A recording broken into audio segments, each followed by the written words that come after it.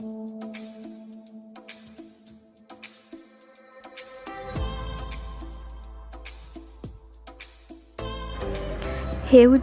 সেউজীয়া আৰু সেউজীয়া, এই সেউজীয়াবোৰ দেখিবলৈ খুবেই ধুনীয়া।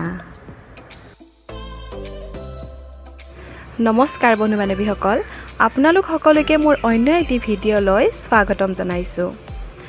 আজি হৈছে 5 জুন।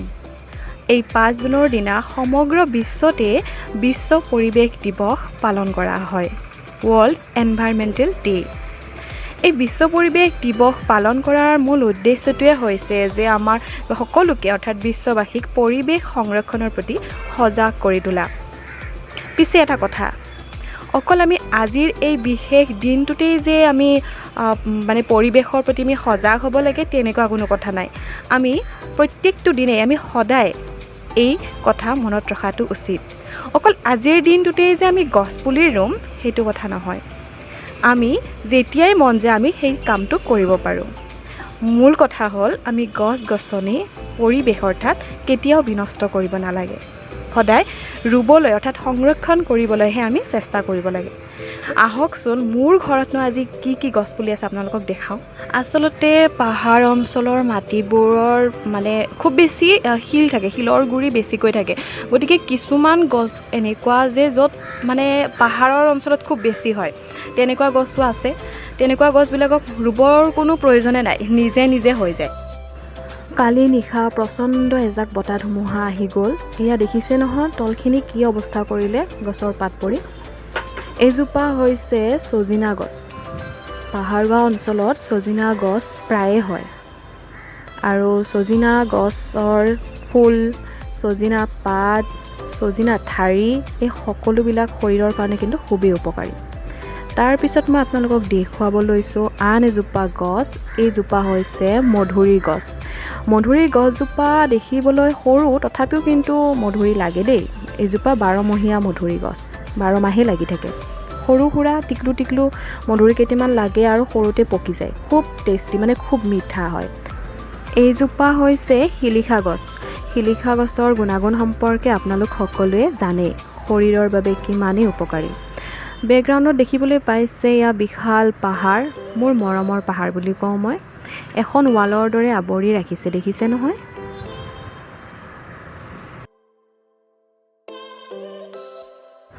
বলক এতিয়া আগবাঢ়ো অন্য এটি গছপুলিলৈ। এয়া লাওজোপা বগাইছে। এইজোপা হৈছে কৰ্দৈ গছ, কৰ্দৈ পুলি। গছজোপা ৰুবলৈ এবছৰ হ'লেই, কিন্তু সময় লৈ লাহে লাহে বাঢ়ি আছে।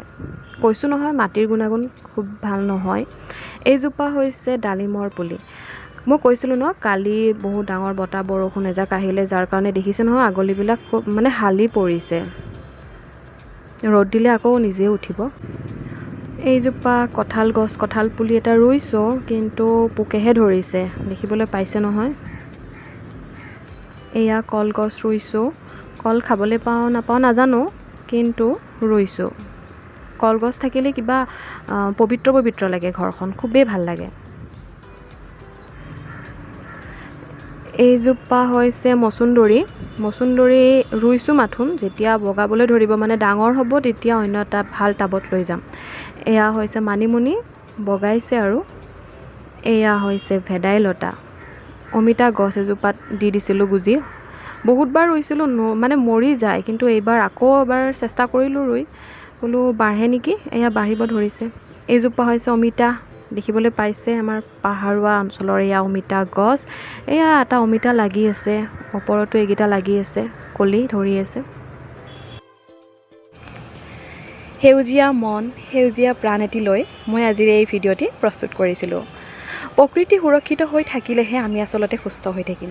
এতিয়া বৰ্তমান যিটো আমাৰ হৈ আছে বিশ্বত, সমগ্ৰ বিশ্বতে প্ৰচলিত কৰোণা, COVID-19 কৰোণা হ'লে, ক'ভিড ৰোগ হ'লে অক্সিজেন লেভেলটো কমি যায় বুলি কয়। অক্সিজেন কিহৰ কাৰণে কমিবলগীয়া হৈছে সেয়া আমি সকলোৱে জানো, কাৰণ পৰিৱেশ ইমানেই বিনষ্ট হ'ব ধৰিছে। গতিকে ইয়াৰ উপায় মাথোন এটাই যে আমি গছ গছনি ৰুব লাগিব, আমি সংৰক্ষণ কৰিব জানিব লাগিব, শিকিব লাগিব। আপোনালোকেও জানে, গতিকে আপোনালোকে জনাখিনি অন্য লোকসকলকো জনাওক। পৰিৱেশ সংৰক্ষণৰ ক্ষেত্ৰত আমি সকলো সজাগ হ'ব লাগিব। পৰিৱেশ সুৰক্ষিত হৈ থাকিলেহে আমি সুৰক্ষিত হৈ থাকিম। আমাৰ এই বিশ্ব পৰিৱেশ দিৱস পালন কৰাৰ উদ্দেশ্যটো তেতিয়াহে সফল হ'ব। গতিকে আজিলৈ মই এৰিছোঁ।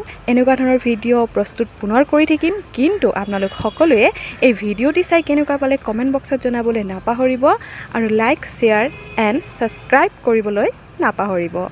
গতিকে আজিলৈ বাই বাই।